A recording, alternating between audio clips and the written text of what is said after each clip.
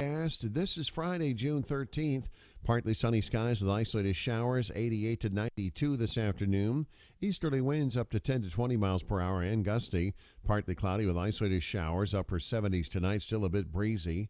Partly sunny with isolated showers tomorrow, 88 to 92.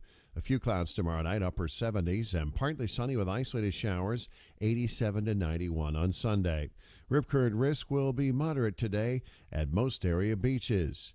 Uncover the story of St. John Street, a black neighborhood in Flint, Michigan, erased by urban renewal. That's tonight at 8 p.m. on WTJX-TV, Channel 12.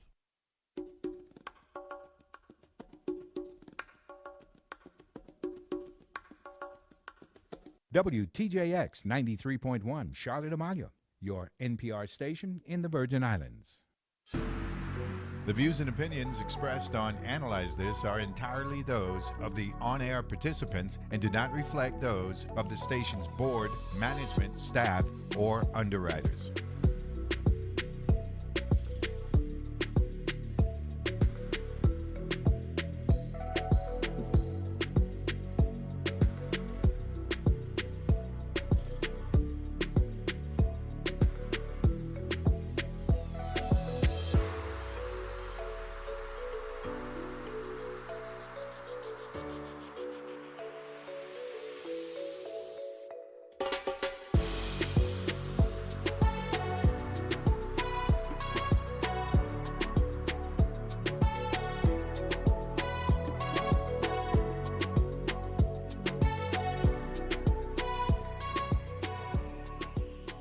And we're back here. Analyze This. Kurt Vialet is in the house. Before we get into our conversation with the majority leader, just to update where we're at with the topic that I was talking about with Michelle Smith and the NCAA team championships. Georgia is in first place right now. They got 26 points. Illinois is in second, 16.5. And then Washington at 16, Louisville at 15, and then we got three-way tie for fifth with Colorado State, Missouri, and New Mexico with 10 points, and then a five-way tie for eighth with Stanford, Texas Tech, NC State, and Rutgers. They all have 8 points. So Georgia is in the lead. So hopefully Georgia could maintain the lead, and Michelle Smith and her teammates could be the NCAA ladies champions in track and field this year. So, we got the man in the house, the majority leader, fifth term, perennial leading vote getter, Senator Kurt Vialet. Good morning. Morning. Glad to have you here. Thank you so much for inviting me. Of course. That's reciprocity, you know what I'm saying? I don't know if you remember, or you mentioned it before, but Michelle was the Southeastern Conference Freshman of the Year. Oh, she did win that award? She did win that, yes. That's what I'm talking about. Yeah. That's what And she might be our first Olympic medalist in track and field. Well, the Caribbean have produced them. You know, yes. right now we got it reigning.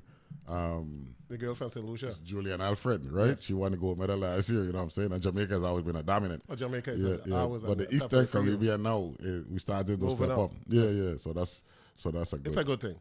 Of course, man, that's a good thing. You have a staffer here in the house. You could put on some headphones. You want to introduce the staffer?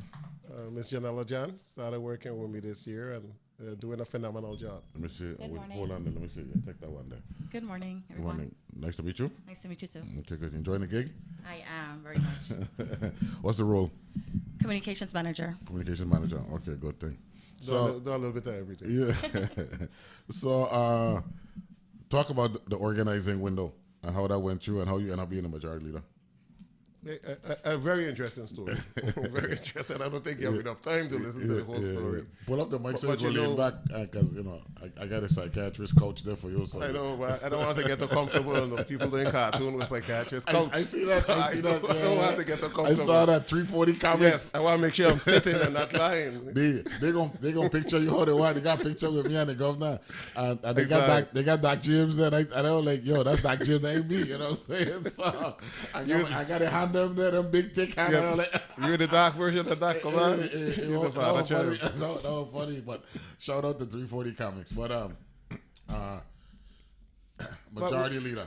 we got together as Democrats and started to decide how the formation was going to go, and there was a little back and forth in terms of who was going to be the president, and Milton Patter emerged as the winner, and then we started to pick the committee chair, and you know which committee I went for. I went after, which is finance, and there was a consensus among the group. I think the vote was 7-5 that they would select Neville Francis for that particular position, which I'm fine with. I mean, it's consensus driven, and then it was asked by some of the individuals to be the majority leader and to also be the chair of the education committee. And after thinking about it for a day or two, I said, I'll take a shot at the majority leader. I knew a good majority leader back in his days, so I think I could try to... You have to manage them egos, to man. replicate exactly what is taking place. And it's been going well. Yeah, man. We have been meeting on a regular basis. And well, Rocky Labour had said that going into the 36th legislature, that you were going to be the dominant force in the body, right? That was the expectation because, you know, your track record had spoken for itself. So isn't it apropos that, you know what, if that's the case, why not you be the dominant voice for the majority caucus?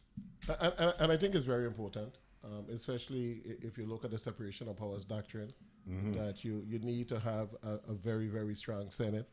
And I heard you say something yesterday or a day before that I've been saying for a long period of time. Back in the 70s, you had three parties. Yes, You had the ICM, the Republican, and the Democratic Party, and you had some very strong figures. Independents were weak back then. Well, weak. They were non-existent. Non-existent, yeah. You had Evans, you had Farley, and you had King. So these were major players. And because of that, everything was balanced because you had opposition, and then you had those who were in power. So you had that check and balance in place. And then as time went on, the Senate was also the same way. Because the Senate had a number of Republicans, had a number of ICM, and had a number of Democrats. Now, as you fast forward to the 2020s, the dominant party is the Democratic Party. It's very dominant too. It ain't just a regular dominant. No. This is a resounding dominant. 12 out of 15 right now? Yes. 80%? 80%. Wow. And there's no other party. So you don't have Republicans, you don't have ICM, you have independents who try to come together in a minority caucus, but you don't actually have a party system. So despite being a Democrat, because it's a separate branch of government, you have to be the check and balance. Because that's the way government works. That's right. the way, that's the balance of power. And if you don't have the balance of power, then you could have chaos. And we've seen to a certain degree, all the Republicans that have galvanized with the president and galvanized because of fear of losing in the next election. Particularly in the primary. Yes, in the yeah. as to some of the decisions that they have made that they know really are not in the best interest of the country, but they're making it out of fear. And when you are elected to a seat... Given his popularity now. Yes. Yeah. If he ever gets to the point where his popularity sinks, they will move. Well, there have been a change. It's actually happening right now. The change is Elon Musk.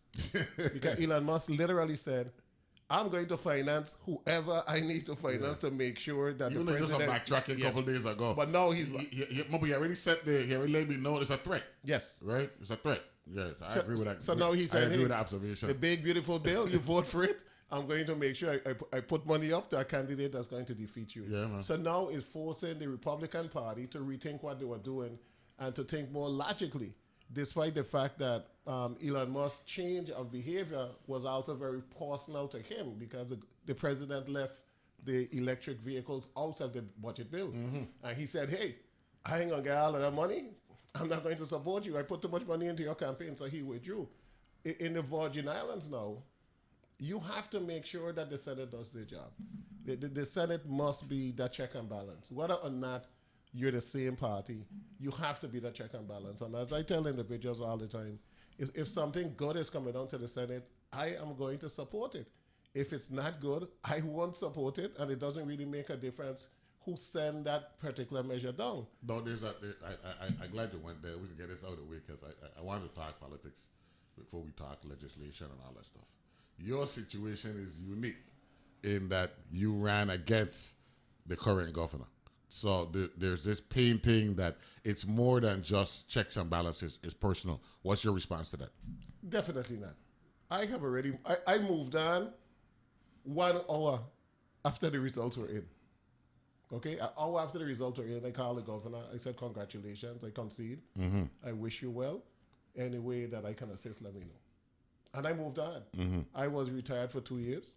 I stayed active on the radio and being able to speak about issues and advocate. I was in contact with senators because I'm a Virgin Island and I care what happened in the Virgin Islands. And then I decided to run back because everybody was like, Vela, we need you back in there. We need you back in there. So I ran back. I was very successful. I ran as number one in the general election. Me and the governor didn't go at it yesterday, but he made a statement that you and Kenny, right, can run as Democrat going forward. Excuse me, I apologize, Senator Gittins. He said that Senator Gittins removed the symbol off the ballot and yourself going against the administration. You know, I didn't want to get back and forth, but the reality is his former boss, John DeYoung, a staunch Democrat, ran as an independent against Governor Turnbull. In Turnbull, you know what I'm saying?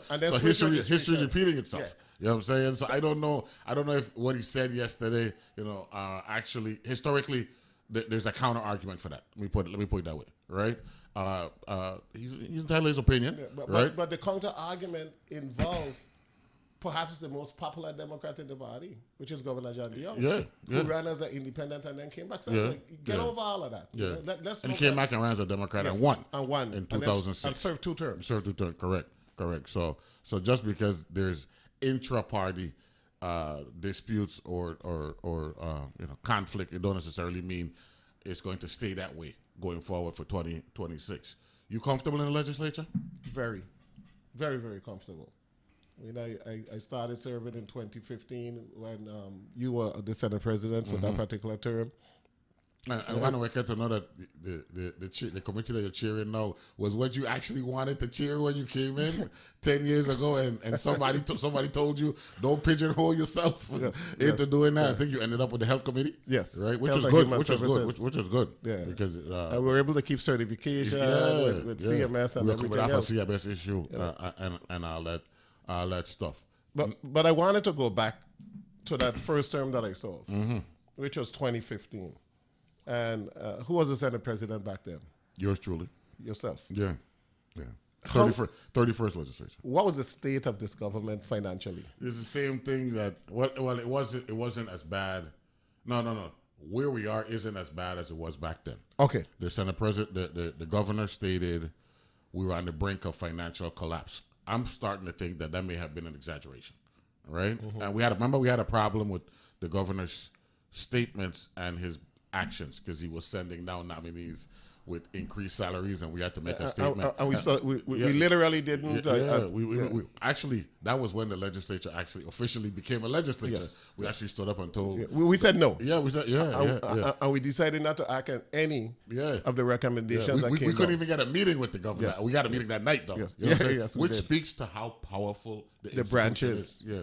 But the branch must remember the power that they hold. But I say I went back to 2015 because we were not in a good financial position. No. And we had to make some very hard decisions that were not popular with the people. To include the sin taxes, to include the increase in property tax, because the sin tax actually came in the 32nd. In the 32nd legislature, yeah, correct. But under the same administration. Yes. And we were of the mindset that we were not going to send home any government employees under no circumstances.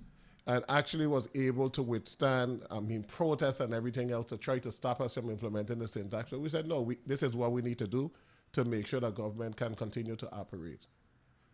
At a certain juncture, a minimum salary bill came down for government employees. You remember that year?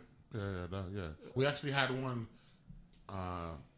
what was it, 10 years before that, Senator Fancy Dana Storg. That was yes. In 2015. I think that took it to 15. No, or 20? Or 20? Not 2015, maybe 2005. No. The salary, 15,000. I think the minimum. It went to... In 2005, I believe it went to either 15 or 20,000 minimum. Yes. I think it was. And then we did another one 10 years later, and now we're doing another one again. Yeah. So we did that one from either 20 to 27 or 22 to 27. Correct, something like that. I'm trying, but I know it was 27. Mm-hmm. And we did the minimum average salary increase at a juncture when the Virgin Islands wasn't flush with money. We were still trying to find ways to make sure that the government remained solvent, but we realized that it was important for us to move these individuals from that base salary of 2022 to 27. Mm-hmm. That was done sometime 2015, 2016. I'm trying to remember exactly what year. Yeah, I'm trying to find it. Yeah, now. I said today, one person that's going to remember the date is Neville. For sure. Yeah. It was. No, because I get confused because I know we did it in 2005. I know we did it 10 years later. It's just ironic that we're doing it 10 years later again. Yes. But you know what I'm saying? I was trying to remember if you were Yeah. the president at that particular juncture, or was it my run? It might have been my RAM. But I gonna look it up right now. Yeah. But we made that tough decision that we needed to move employees to that particular level. And this was shortly after we had implemented the sin tax, we had implemented, or around the same time period. But it was a time of financial uncertainty for the government of the Virgin Islands. But we realized that we could not have individuals still making $22,000 in 2015, 2016. So now, you fast forward 10 years. Okay, you know what we did? The minimum wage. Yes. The minimum wage. No, but we did too. Yeah, minimum wage went up to $10.50. The Virgin Islands looking at raising minimum wage. This is October 2015, St. Thomas source. And now, we did that minimum wage over 3 years. Correct. We did it incrementally. I think that was Gene Ford, right? Gene Ford bill, yes. I was a co-sponsor on that bill. Correct. And we also were able to increase the wage for bartenders and waitress at the same time. $8.35. It goes from $7.50 to $8.35. Correct. Then from $8.35 to $9.50 by the end of 2016, and $10.50, and from $9.50 to $10.50 per hour by the end of 2017. And what a lot of people don't realize is that the federal minimum wage is $7.50 still. Yes, sir. Okay, and we back from then, we raised it by $3 over the federal minimum wage, which by 2018, I think you signed it 2017, they were up to $10.50. And there's a next minimum wage bill coming. Minimum wage. Okay. Yeah. Okay.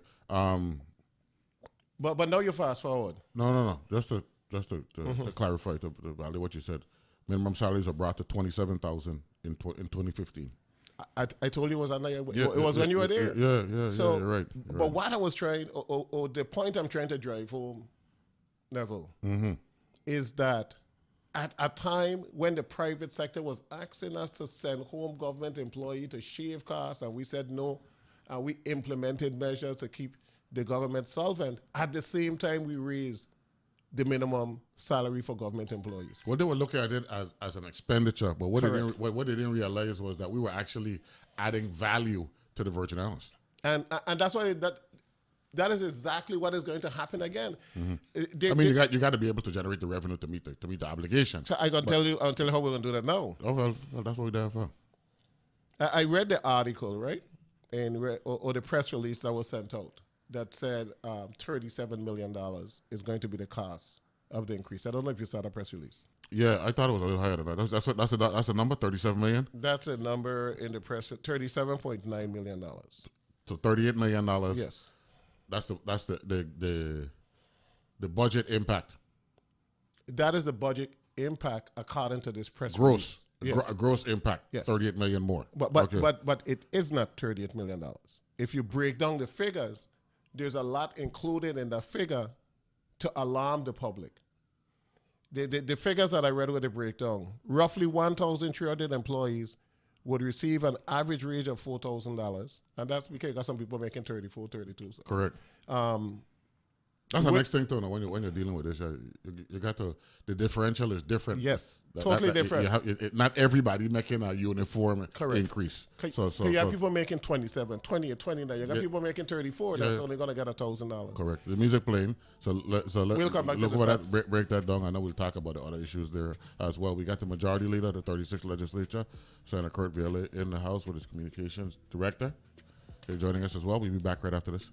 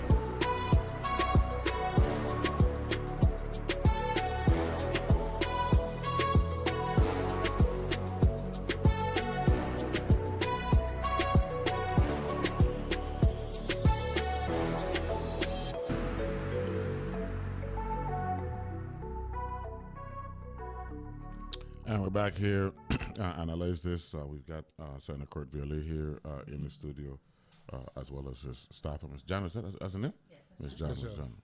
Glad to have both of you here. So we're talking some dollars and cents. Yes. Right? Now, let's break this down for the layperson. Right?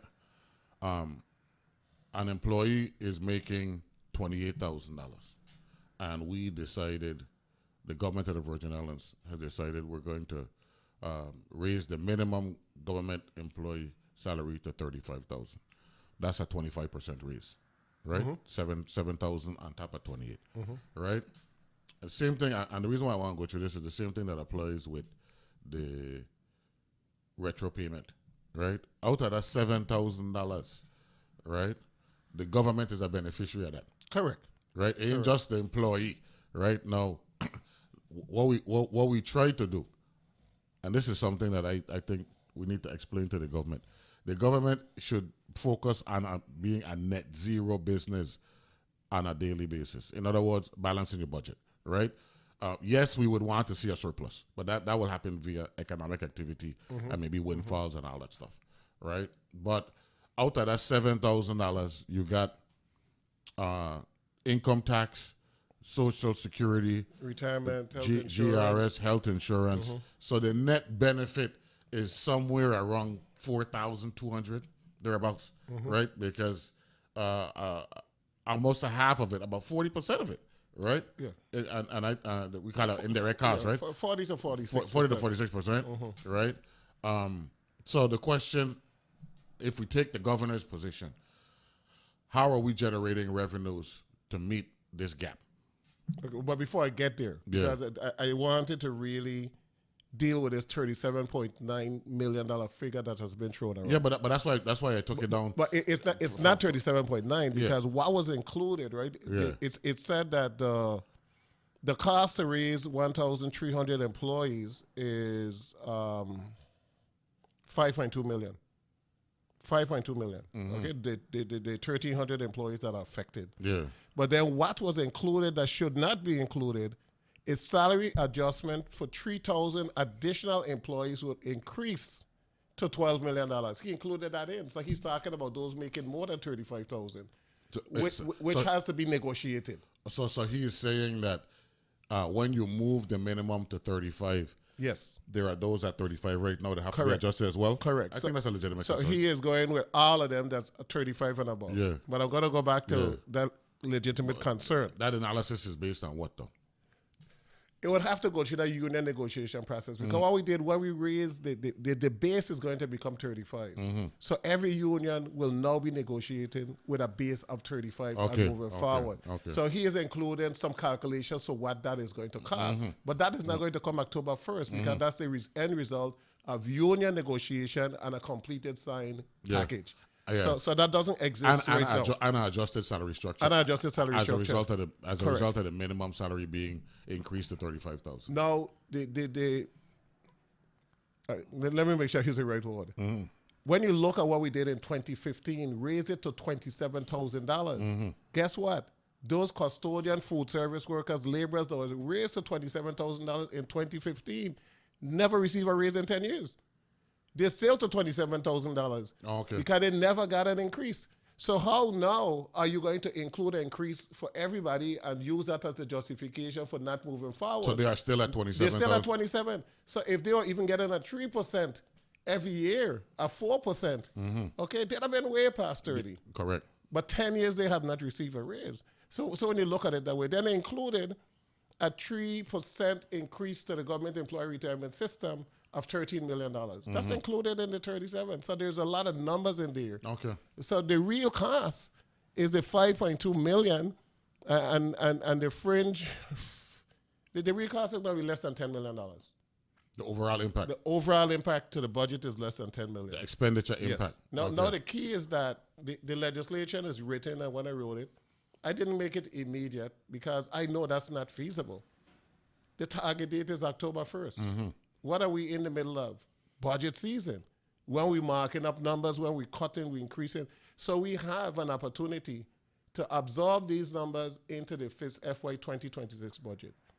Not only that, there should be the executive branch should have the ability, based on some type of analysis, to determine how is this going to increase gross receipts. Correct. Because there's going to be more spending. Disposable income. Correct. So when the $22.5 million was paid in retroactive pay last week, off the top, the government get $4 million on it. We actually $4 million stayed with the government and the Virgin Islands. More than that. So more than, yes. 4.5. No, close to 6. Yes. Because it's 28%.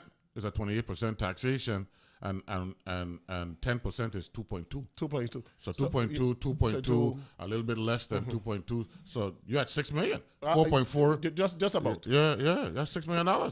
So that's it. That's why I told everybody, yes, it comes at a cost, but the government is also benefiting as well. So then you look at the fact that then the end of the month, you're going to see another beneficiary. People have some more money in their pocket, so they're spending more money in the grocery.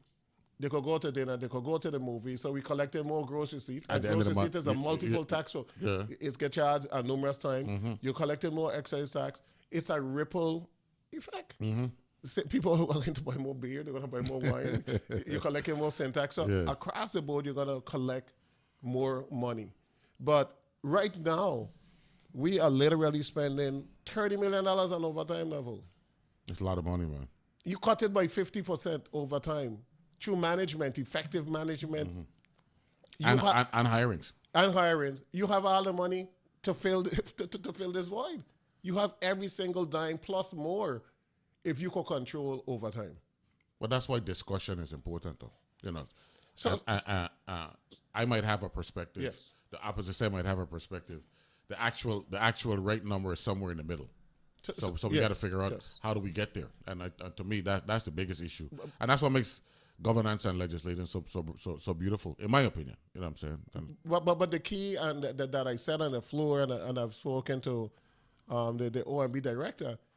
The OMB director, the Finance Commission, the Governor's financial team, and the Finance Committee for the Legislature need to just meet together and figure out how we're going to find this money. And it's not hard because there are a number of areas in the budget that could be controlled. And the biggest one is overtime. You control overtime, you take care of this issue immediately. Individuals have more monies in their pocket. And the next thing with this particular bill, Neville, that people are not seeing, those employees making $27,000, the bulk of them are working 2 jobs. The bulk of them, they leave work and they go to a next full-time job, Home Depot, Plaza, all over, waiters, waitress. If I could reduce the amount of hours they got to work in addition to their regular job, if they're working 25 hours additionally every week, and I could reduce it to 12 hours because we gave them a bump, they got more time to spend with their children. They got more time to spend with their family. So the social effect of this bill is going to be good for the island. I'm glad you came in and you went straight to legislation, so you can't blame me for saying when the show done that we ain't there to talk legislation. So we get that one out of the way. But there's 4 topics I want us to touch on this morning. Let me talk about the Silver Airways decision. Virgin Islands got used early on. I'm just being very candid here. Through GRS. Well, we got our money back. But what I don't like is they took corporate headquarters, I think it was down there in Tongue, right? And moved it to Puerto Rico. Moved to Puerto Rico, and look at them now. Now, the cancellation is seaplane still running, and that's a good thing, but it didn't have to come to this. And we're hoping that it survives. Yeah, well, you know, I'm glad you went there, because this goes back 20 years when Vargrave Richards wanted to subsidize what was the best thing that happened to the Caribbean, American Eagle, yes. And they beat him up for it because apparently it was going to be a political boom for him, and look at us now, 20 years later. I'm also hoping that moving forward that we no longer have a monopoly on that terminal. But shouldn't the government actually be looking at that subsidy approach? Yes. I'm just saying, I know we short on they claim that we got cash challenges, but it looks like that was a visionary move 20 years ago, man. And you got a lot of time, everybody say you have a cash challenge, so you can't do this, because they're only looking at the upfront costs. They're not looking at the back-end benefits and how you're going to be able to spur the economy. So sometimes you need to spend $1 million to make 4.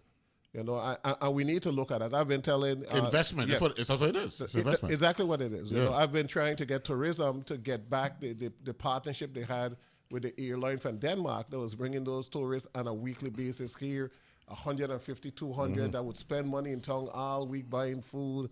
So we got to look at those areas. What about, because I'm a talk show host, and me and Ducks and Rocky, we generation done, so we get the ability to speak and no worry about not getting votes. Generation done. Generation done. We had our window, right? What about going back to American Eagle or one of those major airlines and their commuter jets and saying, look, I know you might think that the region is not viable, but we're willing to do things. Would it be subsidy? Would it be waiving fees for you to house your planes here at night? Things of that nature. We got to be creative. Yes, and I agree with that. And that is why this week on the floor. And we're English American speaking jurisdiction. I mean, I requested Delta, that United, American, whatever it is.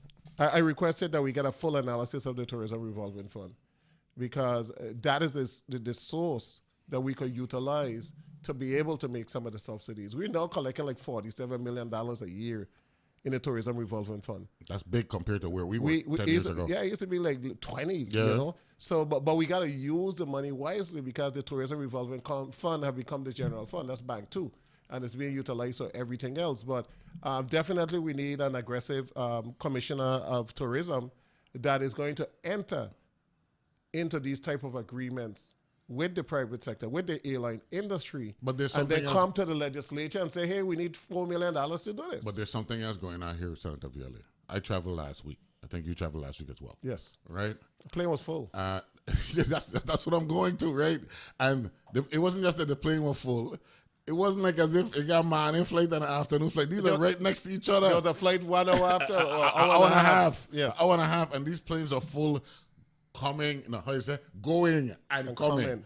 So there is something going on here as it relates to our attractiveness or activity that going on here that the general public is not aware of. And we need to find out what's going on. It's inconvenient because a morning flight, It's so convenient to be man, able to connect. Man, But and not only connect, you could do business.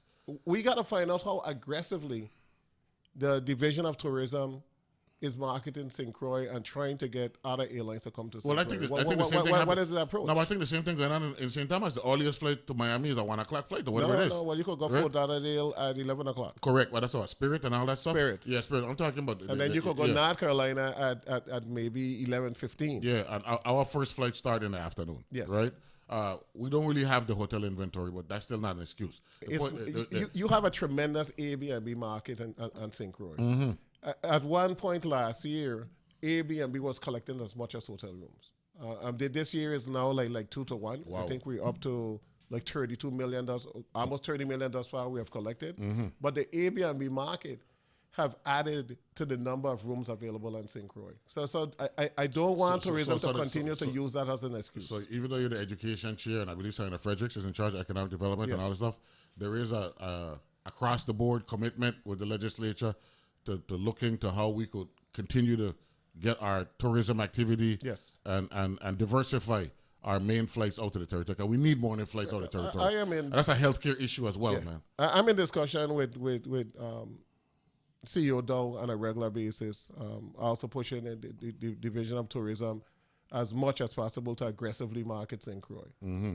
And to include the cruise ship industry and doing some stuff for Well, the port governor mentioned yesterday enhancement. that some hotel development could be in the pipeline. Of course, we've been struggling with hotel rooms and new hotel rooms, so we'll see, how that pans out as well. But I just want to clarify, the focus is always on the goose that lay in the golden egg, which is tourism right now, right? It is, but I want us to get into some manufacturing. Oh, without a doubt. And because of the present administration, make America great again, bring manufacturing back to the U.S., the Virgin Islands need to take its place as to what type of manufacturing can we bring to the Virgin Islands that would be able to meet the goals of the president. And if you remember back in the 80s, we had pharmaceutical companies on St. Croix. We had watch factories carried down. Yeah, man. FSCs later on. With globalism, a lot of them went to these foreign countries. But now you have a president that is placing tariff on these countries and saying, I want your investment back on U.S. soil. So what are we doing in the market? My recommendation, I've said it publicly, I've said it when they come in, and it will be to Mr. Biggs, is that we need to utilize the monies that are allocated. I think they're giving some $500,000 to market the Virgin Islands. And we need to look at a niche area, and I'm saying pharmaceutical, where you go and you meet with the major CEOs of all of these companies and you let them know what our tax package is in the Virgin Islands. We had pharmaceutical plants already. We are willing to host you. We have the industrial park. If we need to put up 6 buildings, if we have a commitment from pharmaceutical companies to come and rent from us in the industrial park, we could put up 6 steel buildings there and begin that again. Well, the template was here, though. Yes. Everybody else benefiting from templates that we established here. Jazz Fest, we keep talking about that on the table talk all the time. It started here. I know every other island benefiting from it. Marish Abbott. Yes, right. Marish Abbott, Willa Jan, Miss Vantapool, out of St. Thomas, what have you. Doc James racetrack. What's your biggest gripe with the Doc James racetrack issue? The way it was handled. It was poorly handled. There was always, to me, an attempt to make sure that St. Croix did not move forward. And if you go all the way back to when the lawsuit was filed by Southland Gaming, and then the governor sent down legislation.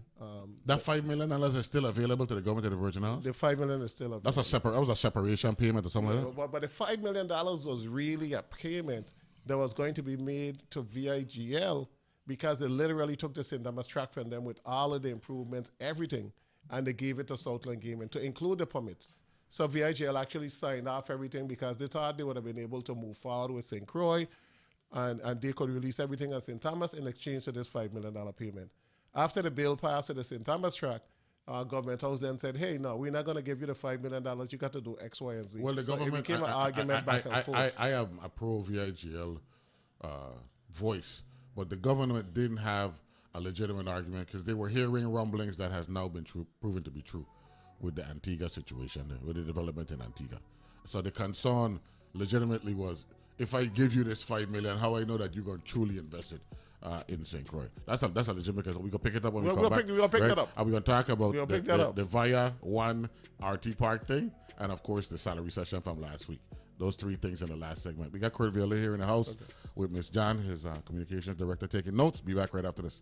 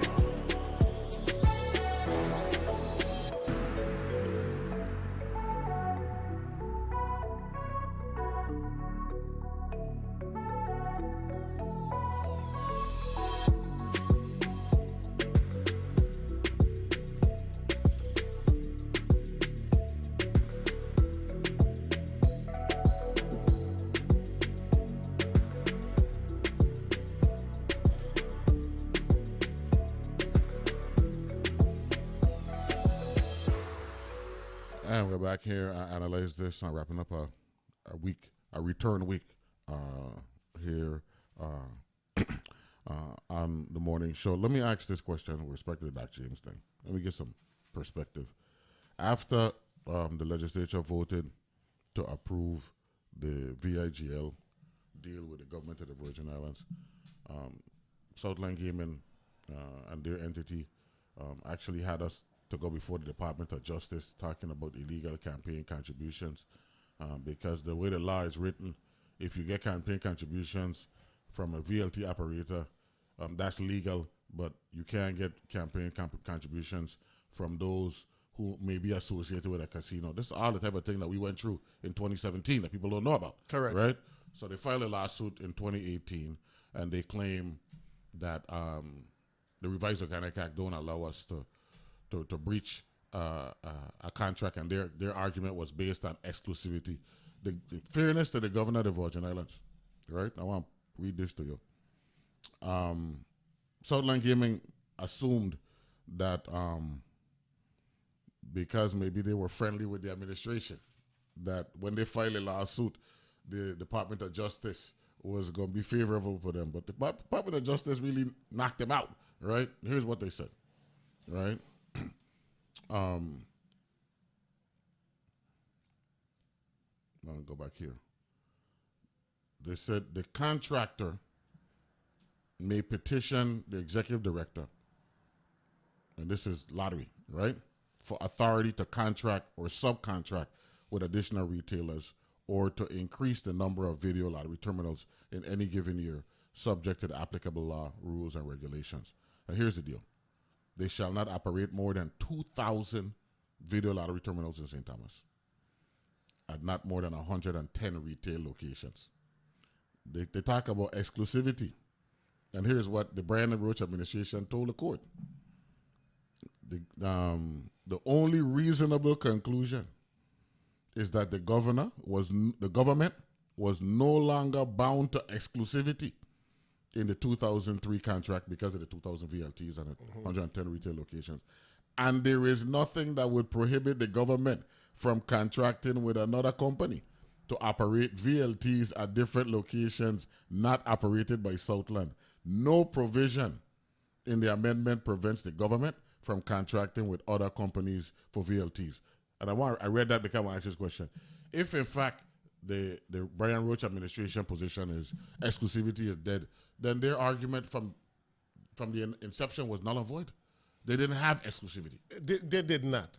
But sadly, what happened was that they did not continue with the Attorney General position or challenge it in court, and the governor came to an agreement with Southland Gaming that went against... This was 2020, what I was reading here, and that agreement you're talking about was 2022. Right, that went against the AG opinion and said we're going to settle and we are going to extend Southland Gaming until 2041 with exclusive rights. So didn't follow the AG. That was so good. So are you saying that the case itself was not adjudicated in court? Correct. It came to closure because of the proposal that the legislature approved in April of 2022. Correct. Okay. And that proposal was not in the best interest of even racing in St. Thomas, because when it came before us, I argued the point that if you're going to give Southland Gaming the track, you're going to dismiss the lawsuit, you're going to move VIGL out of St. Thomas, the least you could do is make sure that Southland Gaming become the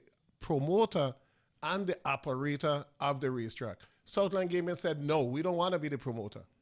You know, we let somebody else come in. Is there a promoter in St. Thomas right now? Yes, there is a promoter. Sports Park and Recreation. So we are back to managing the track. Sports Park is responsible for the maintenance. Is there any gaming taking place at the racetrack? No, there's not. Or any pari-mutuel wagering? No, there's not. What you got to realize is that extending a contract to 2040, a VLT contract with exclusive rights, right?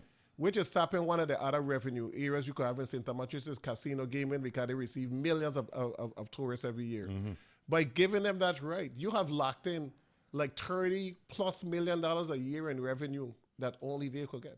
Wow. Because that's the market in St. Thomas. So nobody else could challenge that. So when people look at it, I'm like, it was bigger than the racetrack. Yes, it was. And I think there's a legitimate argument for St. Thomas, and I'm a hardcore cruise ship, you know that. But that moratorium language from in '95, that could be challenged now, 30 years later. Yeah, but the government, it was just challenged by the Racino. It was just challenged. Okay. And the governor resolved it by saying, yeah, it's okay for you to be exclusive. So that is also going to become... But there was not an exclusivity provision in what was passed in 2022, though. No, but intent... don't get me... legislative intent. Yeah, but the court is going to go to intent. Yeah, but the volume of machines for St. Thomas and St. John would discourage somebody from wanting to come into St. Thomas and St. John. To a certain degree. Yeah. But if somebody could open a casino in Frenchman Reef with table games and everything else, it's lucrative. You know, maybe because of the number of individuals that are there, and there are no table games in St. Thomas. And that's one thing that we mentioned, that to wrap this up, and I told Marvin Pickering was here, Commissioner, and Luther Rene. Casino gaming is a Virgin Islands thing, you know. It just ain't zoned for St. Thomas right now. It's zoned for St. Croix. Because correct. you can't pass laws for one district that aren't applicable in the other. So I just wanted to clarify that. And that's a simple amendment to get it to St. Thomas. But actually, I think Donna Gregory had Alma finding a move an amendment, something along those lines. That same day, you know. So be careful. I think there might be an opening. And don't forget, you know how lawyers are. No, their amendment want to get casino gaming in St. Thomas. No? The amendment they want is to get VLT and St. Croix. No, they had another amendment. That one never came to the floor. Didn't receive a vote. Wow. There have been an amendment every single year in the legislature for casino gaming by a St. Thomas senator that never brings it to the floor. Wow. Because I thought they had moved it. I thought they had moved it. No? As a legislator, you know, how do you block something from coming? You get authorship. Okay. so there was authorship and it was blocked. Good thing. Earlier in this year, you had an issue with the RT Park and their relationship with VIA. And of course, I spoke with Senator Francis about this. The VIA behavior is what prompted your questions with the RT Park. Is that correct? That is correct. Okay, good. Where are we with that? Because I know you had there was a subsequent hearing to when you first made this a profile issue. Where are we with that? The flaw with the RT Park is that if you look at the way it is constructed, not... You're talking about the RT Park agreement with it. The RT Park agreement, yeah. They use EDC beneficiaries, EDC-like beneficiaries. Okay, good. Yeah. And literally the same format that EDC do for their beneficiaries. But there's one big exception that to me causes concern with how the RT Park is being managed. And that is there's no... How they're being managed, or how their agreements... How it's structured. Are the agreements with these entities? Okay. There's no compliance unit. Okay. So if you're an EDC beneficiary and you want to downsize employees, you must go before the EDC board and justify as to why you're downsizing. That don't exist because with the RT Park? No, there's no compliance at all. So you could just fire. You could just downsize. Now, if you are EDC beneficiary, you have to go and justify as to why your numbers are changing so drastically. Because the certificate would say that you have to maintain X amount of employees. There's no certificate for the RT Park that's saying you have to maintain a certain amount of employees. Shouldn't that be a legislative remedy? It has been submitted. Okay. It has been submitted. And what I'm doing is that I'm going to be telling the RT Park literally, you must set up a compliance unit, and policies and procedures are submitted to the legislature. Because the policy and procedures for the compliance unit, and when I look at it for EDC, it's like 25 pages. But there's certain components that we want to make sure that that's in that particular compliance agreement. And one is that inability to just move staff how you want. They closed down the service department for VIA and moved it to Guyana. So all the ladies that were working in VIA, in that service, being taking phone calls, etc. That's a disposable income and tax-based loss for the Virgin so we lost that. And then they went farther. They started firing management. So they started laying off employees that worked for VIA for 20, 25 years, some 30 years, and replacing those positions with individuals on Jamaica or Guyana, which was at a cheaper cost to them, but at a loss to the Virgin Islands. So my position is, if you're getting tax benefits, you're getting 100% gross receipt, 100% excise, you're getting all of these benefits, you can't be laying off Virgin Islands employees. You know, it's a pro quid go. Well, in 2022, in doing my research, Rocky, Ducks, Chucky, Bot, those are the four big players with creating the RT Park. That might have been an oversight In It terms of probably was, and it in needs to term- be fixed it now. needs to be fixed. Yeah, I agree with that. That's number one. Number two, But via certificate expire 2026, so you got to fix now. I thought it was this year. Is this year or next year? Next year. It's next year. Okay.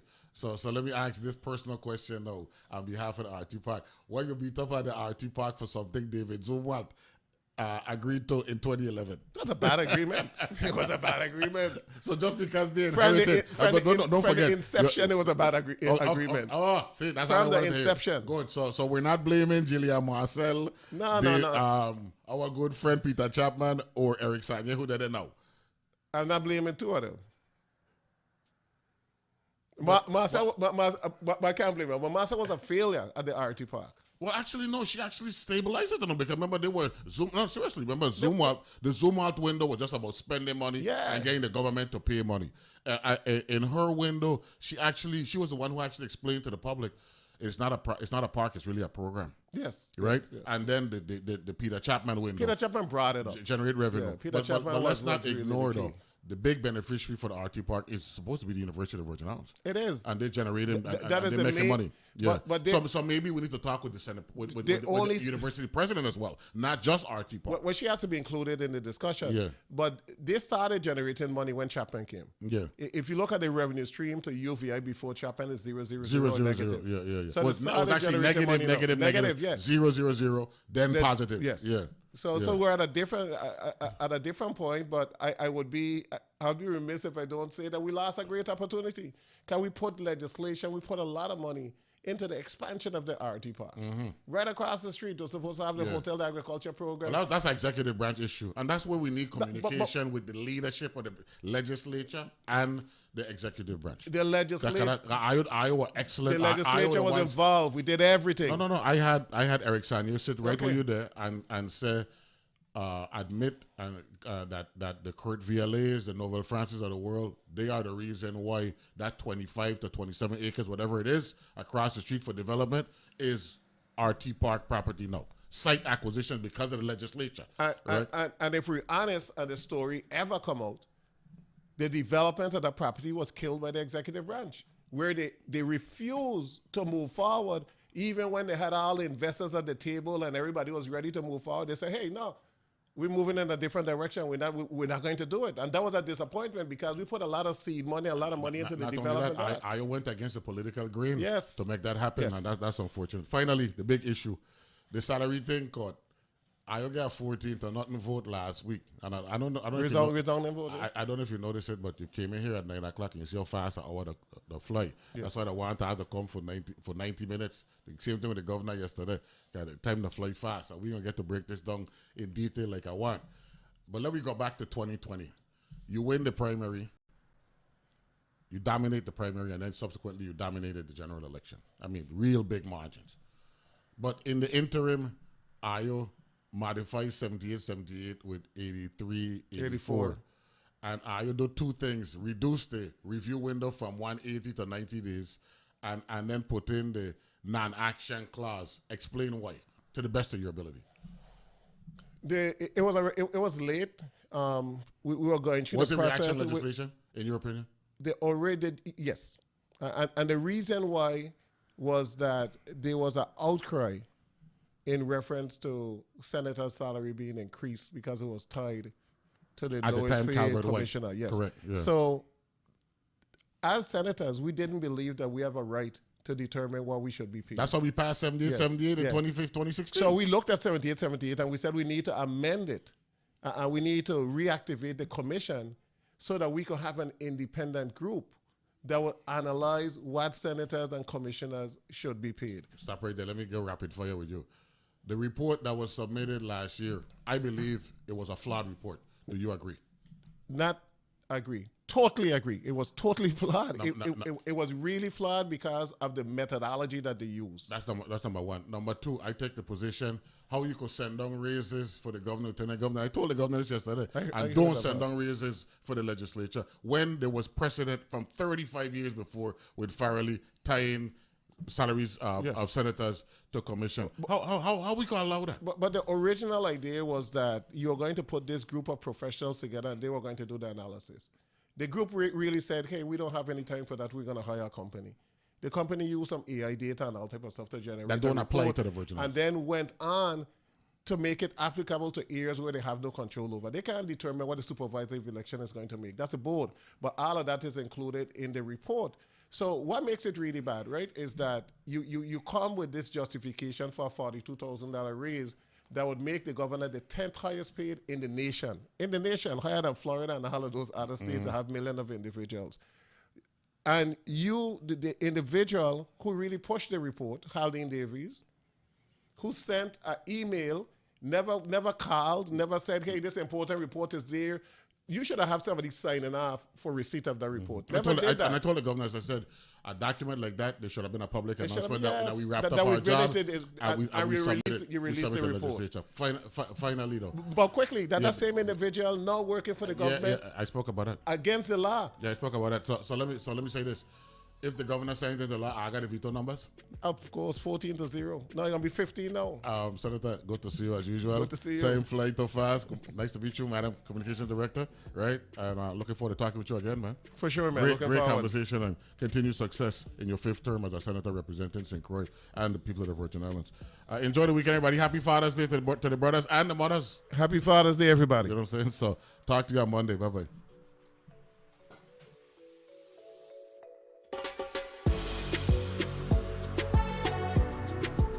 The views and opinions expressed on Analyze This are entirely those of the on-air participants and do not reflect those of the station's board, management, staff, or underwriters.